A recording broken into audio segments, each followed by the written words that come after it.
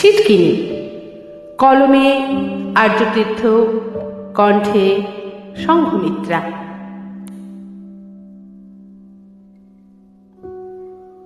কতজন ছিল ওরা? 16 না 21 নাকি 30?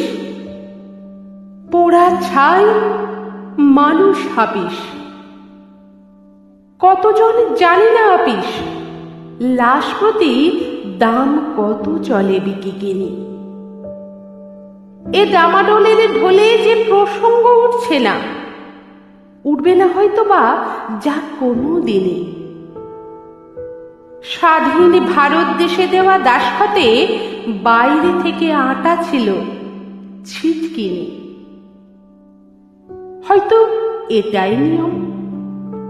লোক বেশি, কাজ ক্রমই কম। না বসালে পদ দেখ, আর কেউ করে নেবে এই পয়সায়।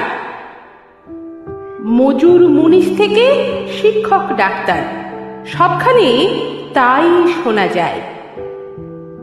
ওয়েলফেয়ার স্টেটে ফেয়ারওয়েল দিয়ে দেশ মন দিয়েছে যে প্রাইভেটে। লাভের গুণের থেকে যেই ছিটে ফোটা আসে, বাধ্য তো নেওয়া তাই চেটে।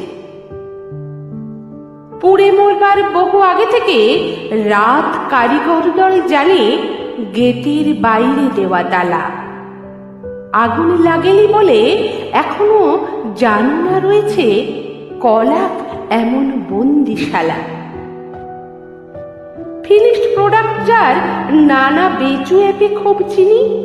আমরা সুবিধা দেখি, সমকাল সংসার ওটিপির কাছে রোজ দিনি।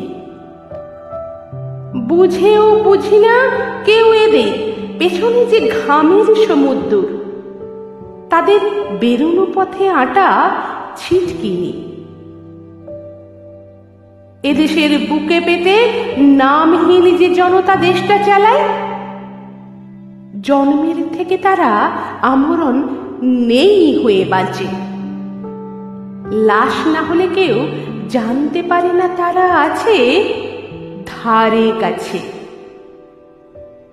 তোমার আমার মধ্যবিত্ত মনে ক্ষণিকের ভূ কাঁপে, বিবেক কামড় বসায়। আমরা ঘোষণা করি অমুককে বয়কট, তমুককে ব্যবহার আর করব না।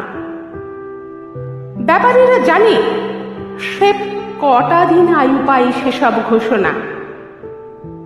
লাশ প্রতি কয় লাখে পরিবার কেনা যায়, সে হিসেব করা আছে আগে। তুমি আমি যত খুশির আগে, হাতে কিছু টাকা পেলে কদাচিৎ কেন হলো প্রশ্নটা জাগে। স্বাধীন ভারত দেশে এই দাসখত প্রথা কোনোভাবে উঠে যাবে, আপাতত সেই সুযোগ ক্ষীণ। খোঁজ নিয়ে দেখো, সে পোড়া মানুষদের জীবন্ত কর্মখালিতে লোক নিয়েছে এখনই। খিদের তাগিদে অধিকার ছিনাবার জিদ বার বার হারে। এই দেশে খুব থিতু তেমন কাহিনী।